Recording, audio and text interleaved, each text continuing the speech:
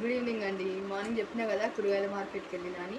ఇప్పుడు కూరగాయలు మొత్తం చూపిస్తాను మీకు, చూడండి. ఇవి నేను తీసుకొచ్చిన కూరగాయలు అయితే చూడండి. పుదీనా అయితే ఫ్రెష్ ఉంది, కట్ట 10 రూపాయలకి ఇచ్చిండు. పాలకూర కూడా 10 రూపాయలకి ఇచ్చిండు, 2 కట్టలు అంటే 20 రూపాయలు.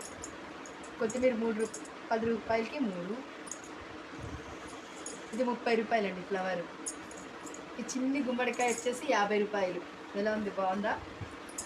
మునక్కాయలు 20కి 4. గోరుచిక్కుడు 20 రూపాయలు అరకిలో. అరకిలో అన్నీ 20. పచ్చిమిర్చి ఒకటి అరకిలో 25. సొరకాయ 20.